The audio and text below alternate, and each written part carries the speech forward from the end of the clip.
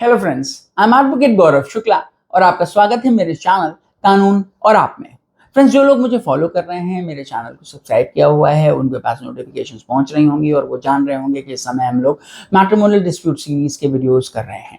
Matrimonial dispute series में ये अगली कड़ी है। पिछले वीडियो में हमने डिस्कस किया था 498A की एफआईआर हमें कैसे करानी है, क्रुएल्टी की एफआईआर कैसे करानी है, और इस वीडियो में हम ये डिस्कस कर रहे हैं कि जब हस्बैंड ने, उसके घर वालों ने प्रताड़ित करके मार पीट कर वाइफ को घर से निकाल दिया, उसको डिजर्ट कर दिया, तो वाइफ के पास ऐसी कौन सी रेमेडी हैं जिनसे उनको कुछ हर्जा खर्चा मिल सकता है, गुजारा भत्ता मिल सकता है, मेंटेनेंस मिल सकता है। क्योंकि हस्बैंड और वाइफ, चूंकि हमारा जो हिंदुस्तान है उसका जो पुरुष प्रधान समाज में इस तरह का मान्यता है और इस तरह के कानून भी हैं कि हस्बैंड की मॉरल रिस्पॉन्सिबिलिटी होती है अपनी वाइफ को मेंटेन करना, चाहे उसके साथ रह रही हो, चाहे उसके साथ ना रह रही हो। इसलिए वाइफ के पास एक लीगल रेमेडी अवेलेबल है जब वो हस्बैंड का घर छोड़ चुकी है या उसे घर से निकाला जा चुका है, कि वो हस्बैंड से मेंटेनेंस सीख कर सकती है। मेंटेनेंस को आसान शब्दों में समझाना चाहूँ तो आप इसे ऐसे समझ सकते हो कि आप अपने हस्बैंड के खिलाफ एक मुकदमा फाइल करके कोर्ट से ये प्रेयर कर सकते हो कि भाई मुझे इन्होंने घर से निकाल दिया है, मेरी अर्निंग का कोई साधन नहीं है, और जिस समय मैं इनके घर में थी मैं इन पर ही डिपेंडेंट थी। अब मुझे मेरे फादर पर डिपेंडेंट होना पड़ रहा है, जो कि मेरे फादर के लिए बहुत परेशानी दायक है। मेरे फादर को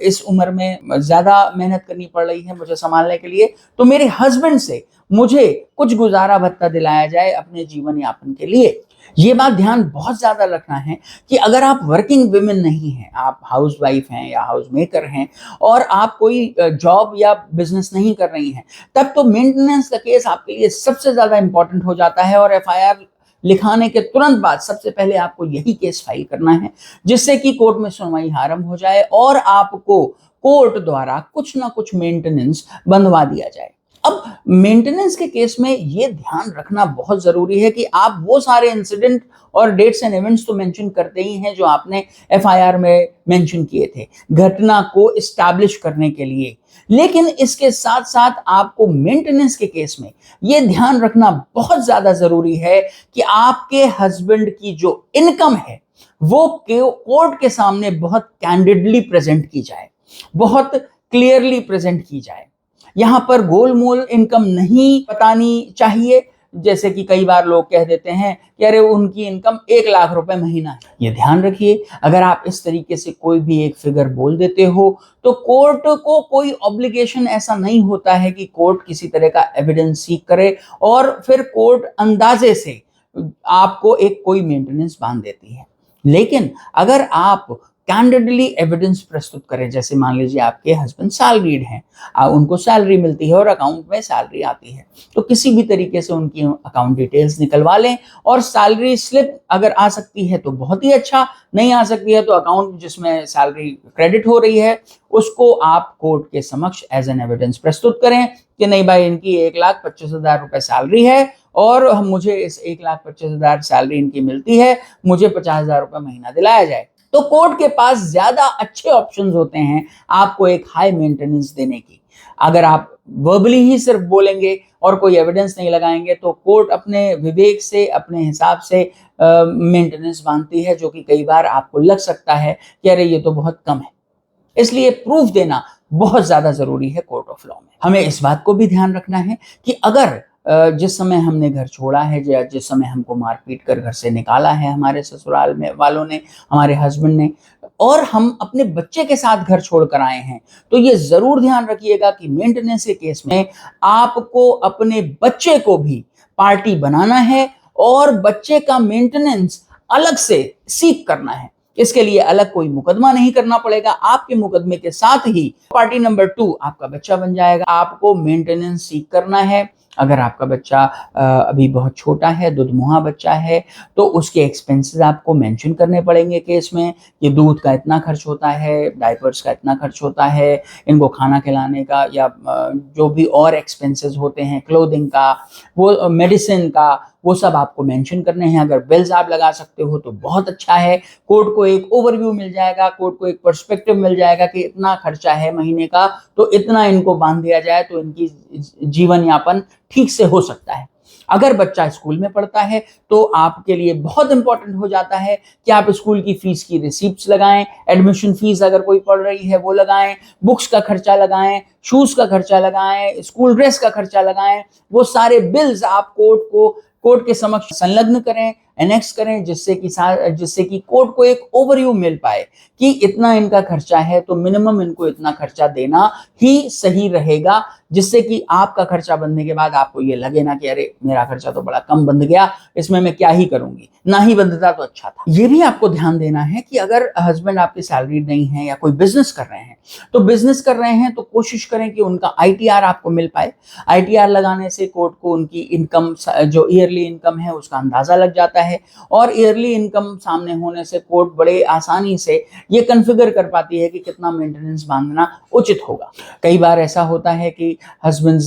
सैलरीड भी होते हैं और वो किसी साइड बिजनेस से भी अर्न कर रहे होते हैं, या घर में ही एक्स्ट्रा कमरे या एक्स्ट्रा पोर्शन होता है तो उसको किराए पर देकर भी अर्निंग की जा रही होती है। उनको भी बिल्कुल ना भूलें, उनको भी अपने मुकदमे में लिखना है, जिससे कि ओवरऑल इनकम निकल पाए और कोर्ट को एक ओवरव्यू मिल पाए कितनी इनकी इनकम है, तो इतना मेंटेनेंस बांधा जा सकता है, जिससे कि उनको भी, हस्बैंड को भी कोई परेशानी नहीं होगी और वाइफ को भी परेशानी नहीं होगी, वो भी अपना जीवन यापन अच्छे से कर पाएंगे। एक और बहुत अहम टॉपिक है जिसको डिस्कस करना बहुत ज़रूरी है। कई बार इसमें मिसलीड कर दिया जाता है जो वाइफ पक्ष है, और वो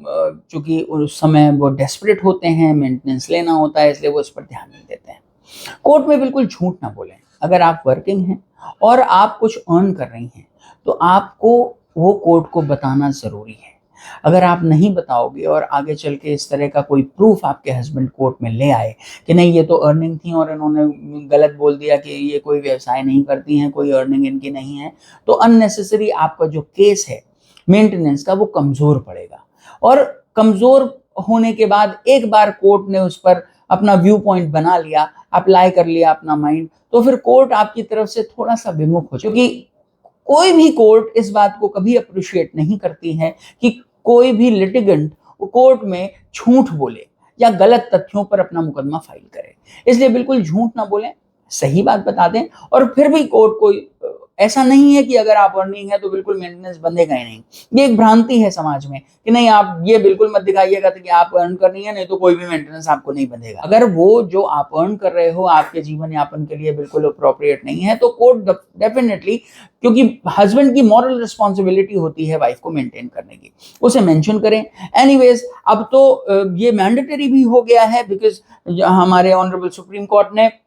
एक केस लॉ है, तो उस केस लॉ में सुप्रीम कोर्ट ने कुछ कंडीशंस पारित कर दी, कुछ कंडीशंस मेंशन कर दी, और उन कंडीशंस के बेसिस पर एक एफिडेविट आपको कोर्ट में फाइल करना पड़ता है जब आप मेंटेनेंस का केस फाइल करते हैं, जिनमें आपको ये मेंशन करना होता है कि आपकी क्या अर्निंग है, आपके हस्बैंड की क्या अर्निंग है, आपको क्या आपके पास ज्वेलरीज हैं, क्या आपकी कोई स्वअर्जित प्रॉपर्टी है, क्या आपके ऊपर कोई लोन है, क्या आप दोनों ने मिलकर कभी कोई प्रॉपर्टी बनाई थी या कोई ऐसी इनकम बनाई थी जिससे वो बेनिफिटेड हो रहे हों या आप बेनिफिटेड हो रहे हों। तो ये एफिडेविट ऑन एफिडेविट कभी भी झूठ बोलना सही नहीं रहता है, मॉरल ग्राउंड्स पे भी और लीगल ग्राउंड्स पे भी, क्योंकि अननेसेसरी कोर्ट में झूठ बोलकर आप, अगर वो झूठ खुलता है तो अपने लिए प्रॉब्लम्स को इनवाइट कर रहे हो। इसलिए ध्यान रखें, झूठ का सहारा ना लें, सच पर ही चलें, तो लंबे समय तक आपको कोर्ट द्वारा फायदा मिलता रहे। आप ये भी ध्यान रख सकते हैं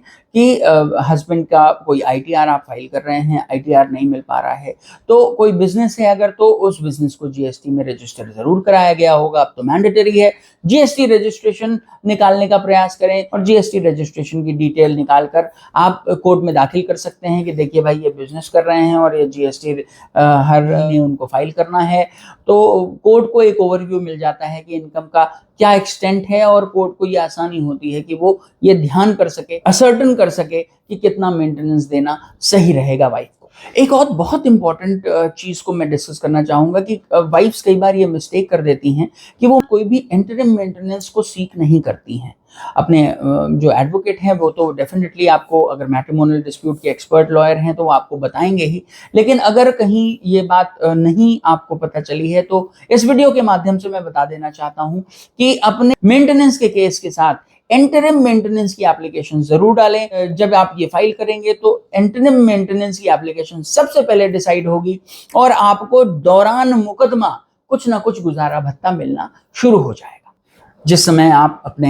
ससुराल में रह रही थी, आपको ये जानकारी हुई थी कि हस्बैंड ने यहाँ प्रॉपर्टी खरीदी है, ऐसी जगह पर प्रॉपर्टी है, या पहले से पैतृक प्रॉपर्टी है जिसमें आपके हस्बैंड का हिस्सा है, तो अगर आप किसी भी तरीके से वो प्रॉपर्टी के पेपर्स निकलवा सकती हैं तो वो प्रॉपर्टी के पेपर्स लगाने में भी आपको फायदा होगा और कोर्ट को ये असर्टन करना में आसानी हो जाएगी कि कितने एक्सटेंट का मेंटेनेंस आपको दिया जाना कानूनन रूप से सही होगा। वैसे तो ये ऑल टुगेदर डिफरेंट टॉपिक है, बट अब यहाँ ये जरा सा क्लियर कर दूं, उन केसेस में जहां मेंटेनेंस बन गया है लेकिन जो हस्बैंड्स हैं वो मेंटेनेंस दे ही नहीं रहे हैं, वहां भी वाइफ्स को बहुत प्रॉब्लम झेलनी पड़ती है। अलग से इसका पूरा एक मैं वीडियो बना दूंगा, यहाँ से ब्रीफ में आपको बता देता हूँ कि अगर हस्बैंड मेंटेनेंस बनने के बाद भी नहीं दे रहे हैं और वो सैलरीड पर्सन हैं तो प्लीज उनकी डिटेल्स निकलवाएं। आप ऑफिस में आरटीआई फाइल कर सकती हैं, आरटीआई से डिटेल्स आ जाएंगी और उनके डिटेल्स आने के बाद आप कोर्ट में एक एप्लीकेशन दे सकती हैं कि भाई इस अकाउंट में यहाँ इनके यहाँ काम करते हैं और यहाँ सैलरी क्रेडिट होती है, तो कृपया बैंक को ये आदेशित किया जाए कि जो इनकी सैलरी क्रेडिट हो रही है उसमें से मेरे मेंटेनेंस की जो धनराशि है हर महीने में मेरे अकाउंट में कट के मेरे अकाउंट में डिपॉजिट हो जाया करे। वहां आपको फायदा ये हो जाएगा कि फिर आपको हस्बैंड के पीछे भागना नहीं पड़ेगा या हस्बैंड के डिपॉजिट करने का इंतजार नहीं करना पड़ेगा। जैसे ही सैलरी उनकी क्रेडिट होगी, एक डेट कोड डिसाइड कर देती है, बैंक को इंस्ट्रक्शंस भेज देती है और वहीं से आपको सैलरी क्रेडिट होके आपके अकाउंट में आ जाती है। तो it becomes a chain, so you don't have to run after your husband for every month for maintenance, क्योंकि वो कई बार अपनी मर्जी से तो जमा करते नहीं हैं। वो नहीं जमा करते हैं तो आप फिर कोर्ट से रिक्वेस्ट करते हो, कोर्ट उनको डांटता है, कहता है कि भाई मेंटेनेंस क्यों नहीं दे रहे हैं, तब जाकर वो जमा करते हैं और इसमें बहुत ज़्यादा समय बीत जाता है और आफ्टर ऑल मेंटेनेंस ना मिलने की वजह से आपको प्रॉब्लम्स होने लग जाती हैं। सो अगर इस वीडियो में जो भी इंफॉर्मेशन मैंने दी है, अगर कोई भी आपको जानकारी समझ में नहीं आई हो तो आप मुझे कमेंट्स कर सकते हैं, मुझे क्वेश्चन कर सकते हैं। अगर कमेंट के बाद भी क्वेश्चंस आपके अनआंसर्ड रह जाते हैं तो आप मुझे नीचे दिए गए नंबर पर कॉल कर सकते हैं। 7 बजे से 9 बजे तक शाम को मैं कॉल्स पिक करता हूँ। कई भी कॉल फ्लो ज़्यादा होता है तो मैं कॉल नहीं पिक कर पाता हूँ, मेरे असिस्टेंट कॉल करते हैं तो वो अपॉइंटमेंट डायरी में मेंशन कर देते हैं और आपको एक टाइम बता देते हैं। आप कृपया उसी समय कॉल करके मुझे बता दें। यूट्यूब के थ्रू आपका नंबर मिला था, इस वजह से हमने कॉल किया और मुझे ये क्वेश्चंस पूछना है। मैं कोशिश करता हूँ सारे आंसर्स के जवाब आपको दूं, सबको हम केटर कर पाएँ, इसीलिए ये प्रोसीजर हमें फॉलो करना पड़ता है। अगर अभी तक आपने मेरा चैनल लाइक नहीं किया है, सब्सक्राइब नहीं किया है तो प्लीज़ सब्सक्राइब कर लें और इस वीडियो को लाइक करें, अपने फ्रेंड्स फैमिली के साथ ये वीडियो शेयर करें जिससे कि और भी ज़्यादा से ज़्यादा लोग मेरे वीडियोस से बेनिफिटेड हो पाएं। I promise to meet you in the next video. Till then, I'll take your leave. Yours legally, Advocate Gaurav Shukla.